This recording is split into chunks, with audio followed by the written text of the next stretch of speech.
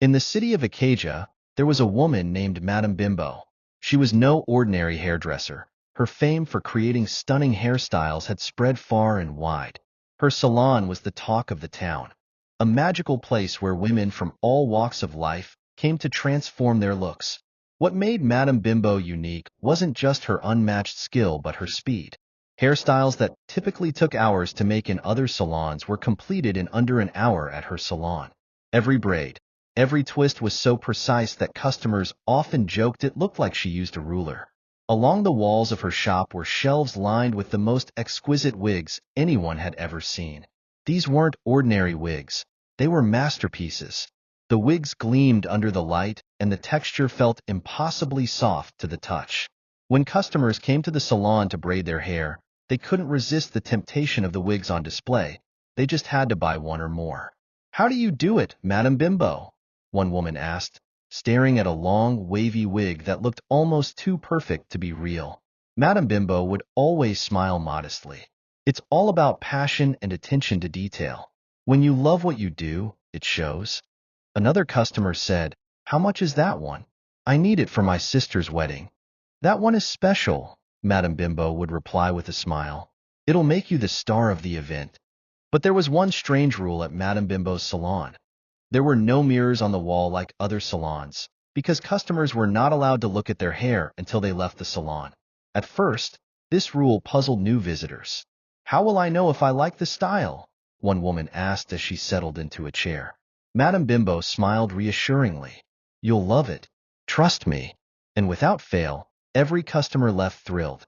The compliments poured in before they even got to their homes, and the hairstyle lasted for weeks without losing its charm.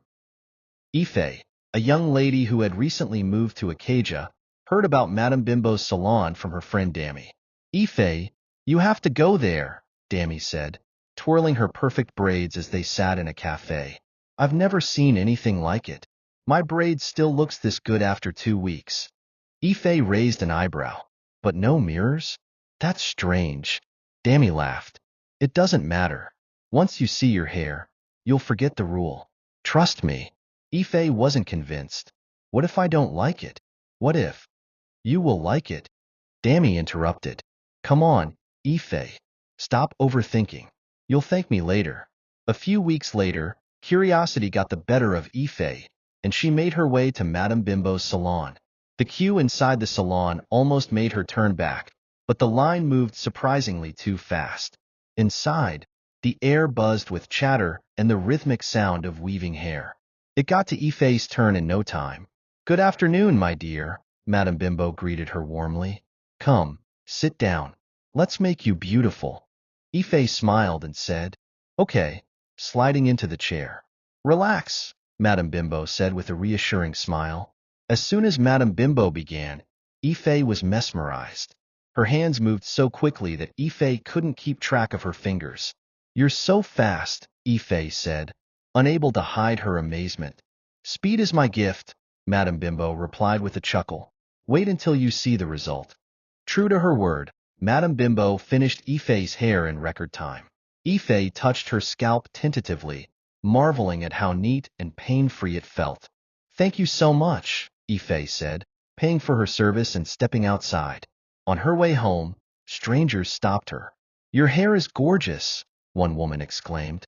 "Where did you get it done?" another asked. By the time Ife reached home and finally looked in the mirror, she gasped. Her braids were perfect, shining under the light. She immediately called Dammy. "You were right," Ife said, practically shouting into the phone. "Madame Bimbo is amazing." Dammy laughed. "Told you. She's very good at what she does." Madame Bimbo's salon was more than just a place to get your hair done. It was a hub of excitement and chatter. From dawn till dusk, women flocked to her shop tucked in a bustling corner of Acacia. The women came in all shapes and sizes. Busy mothers seeking a quick transformation, career women hoping to dazzle at their next big meeting, and even brides to be preparing for their special day. No one left disappointed. The air was always thick with laughter and gossip.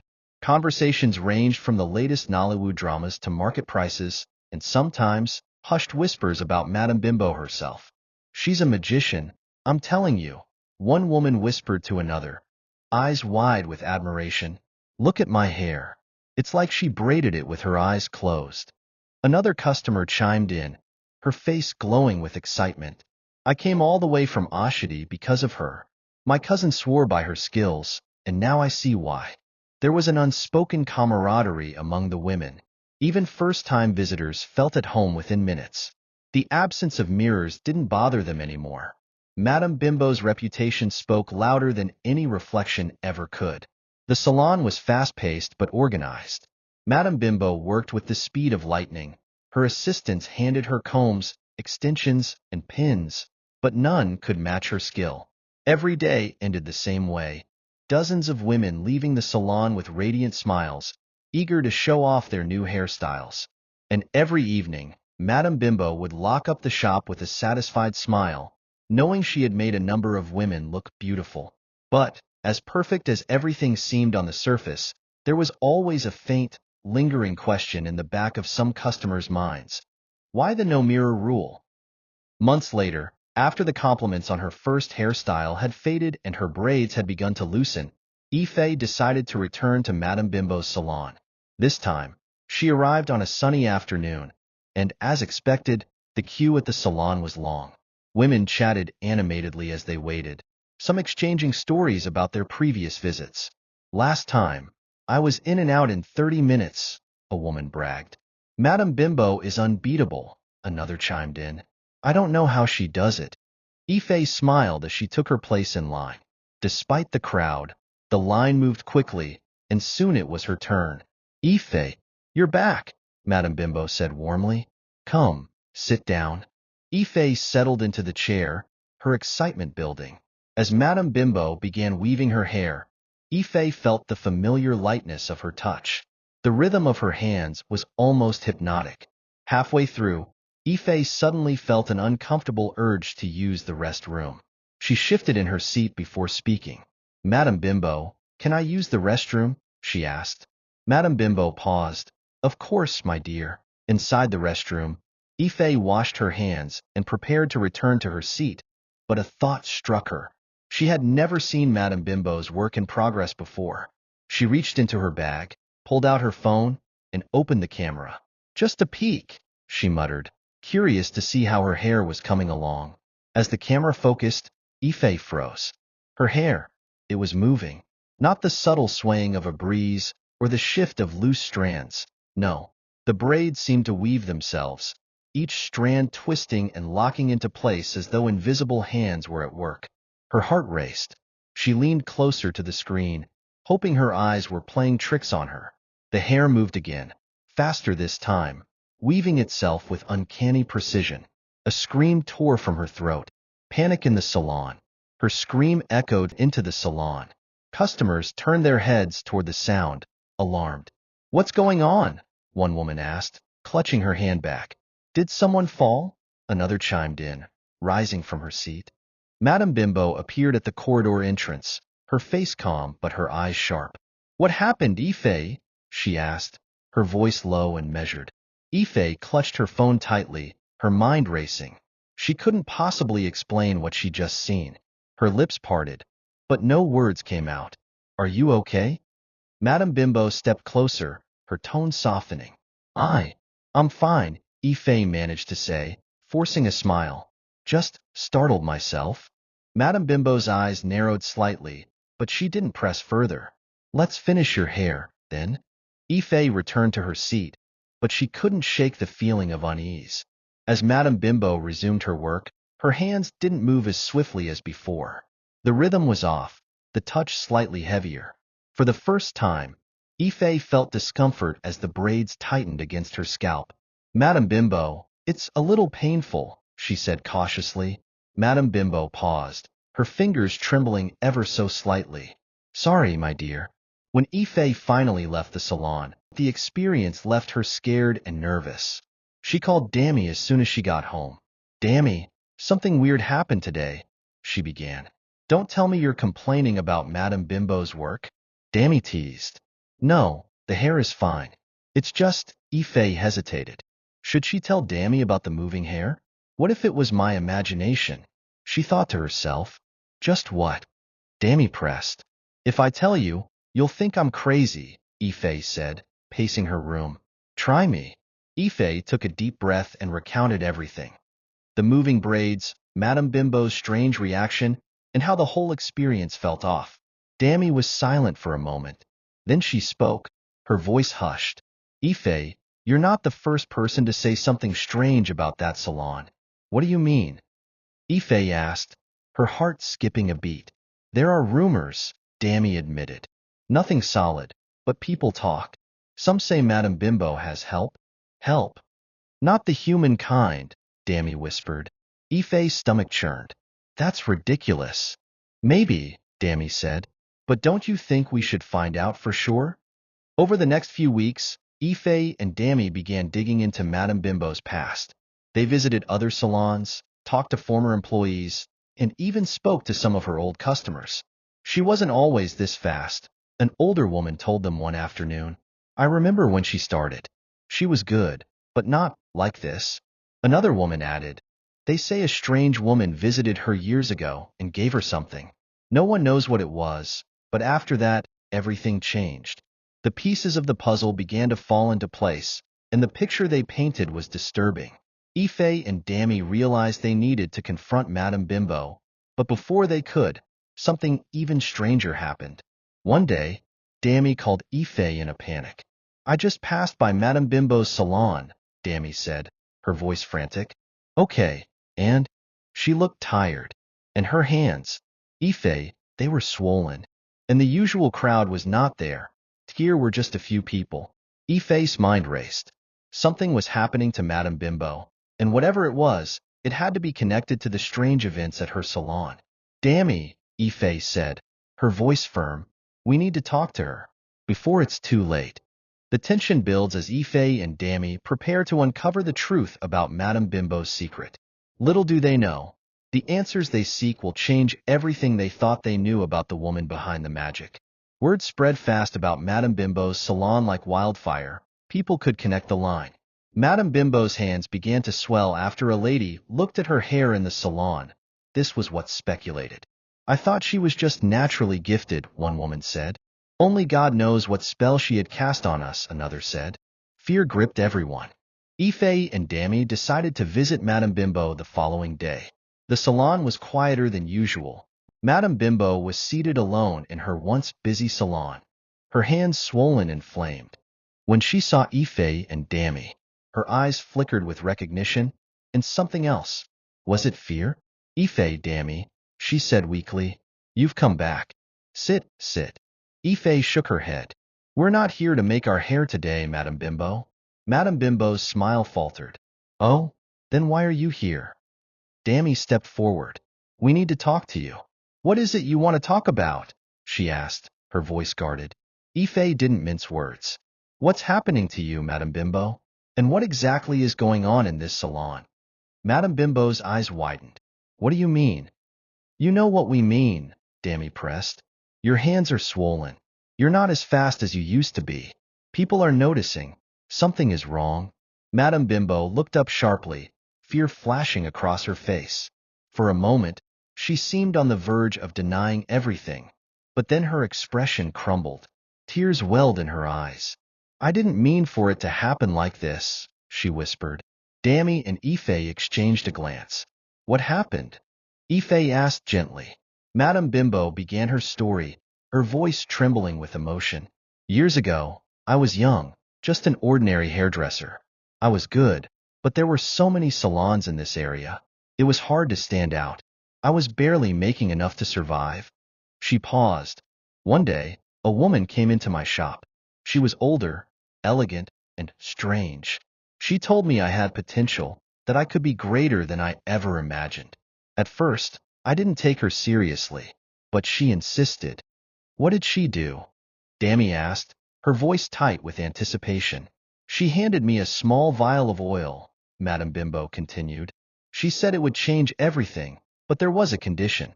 No mirrors in the salon. Ever. No one must ever see their reflection whilst in the salon. I didn't understand why, but I was young and desperate. I agreed. And it worked? Ife prompted. Madame Bimbo nodded. Oh, it worked. The next day, My hands moved like they had a life of their own. I could do in minutes what used to take hours. Customers came flooding in. I didn't question it. I didn't want to. But now it's backfiring, Dammy said, glancing at Madame Bimbo's swollen hands. Yes, Madame Bimbo admitted. The woman warned me that if anyone broke the rule, there would be consequences. When you looked at your hair through your phone's camera, Ife, it broke the spell. Ife gasped. So this is my fault? No, Madame Bimbo said quickly. It's not your fault. I was foolish to accept her offer in the first place. Now I'm paying the price. What happened to the woman who gave you the oil? Dammy asked. I don't know, Madame Bimbo said. I never saw her again after that day. I thought about trying to find her, but I was scared. If you don't do something, this will only get worse, Ife said firmly. Have you sought help? Doctors? Madame Bimbo shook her head. I've been too ashamed. What if they find out what I did? People will hate me. People might hate you, yes, Dammy said bluntly. But this isn't just about your reputation anymore. Your hands are rotting, Madame Bimbo. You need help. Madame Bimbo broke down in tears. What can I do? That evening, Ife and Dammy accompanied Madame Bimbo to a nearby hospital. The doctors were shocked they haven't seen anything like this before. But they admitted Madame Bimbo to see if they could help remedy the situation. Medications and ointments didn't really do much to help the situation. While at the hospital, Madame Bimbo hated herself. She was in so much pain. The pain meds didn't do much. She regretted all she had done. She felt so bad for naively accepting the offer of that elderly woman years ago. She felt life was over for her. But something happened. One faithful day, some pastors visited the hospital to pray with the patients. Bimbo sat on her bed and watched them until it got to her turn. Madam, what is the issue? The younger pastor asked, standing close to her bedside. Without hesitation and tears flooding Bimbo's eyes, she said, I didn't know what I was getting into, she sobbed. I just wanted to succeed. I was young, naive, and innocent. Now I am facing the consequences of my actions.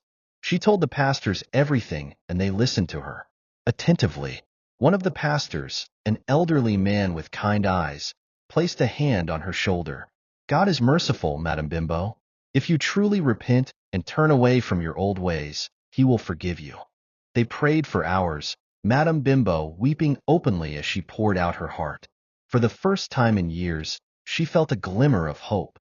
The prayers from the pastors marked the beginning of a profound transformation for Madame Bimbo. That night, as she lay in her hospital bed, she felt something she hadn't experienced in weeks: relief. The constant, searing pain in her hands began to dull. It wasn't entirely gone, but it was different, gentler. The next morning, the swelling in her fingers had reduced noticeably. Where her skin had been tight and inflamed, there was now a faint glow of normalcy returning. The nurses were the first to notice. Madame Bimbo, one said, peering closely at her hands, this is incredible. Your wounds, they're closing up. She held up her hands, examining them herself. The dark, rotting patches on her skin were fading, replaced by healthy flesh. Tears filled her eyes as she whispered, Thank you, God. Over the following days, Madame Bimbo's recovery stunned the doctors. It doesn't make sense, one of them said during his rounds. We've never seen anything like this before. The healing process is accelerating at an unnatural rate. Another doctor chimed in, flipping through her medical file. Her condition was deteriorating just last week. This kind of reversal, it's unheard of. Dammy and Ife made it a point of duty to visit Madame Bimbo in the hospital as regularly as they could. They were amazed at how fast she was recovering. Bimbo couldn't help but tell them about the visit of the pastors. The pastors who had prayed for Madame Bimbo continued to visit her regularly. Each time they came, they prayed fervently, anointing her hands with oil and speaking words of encouragement. You must remember, Madame Bimbo, one of them said gently, God's mercy is not just about healing your body. It's about healing your soul too. Let this be a chance to start anew.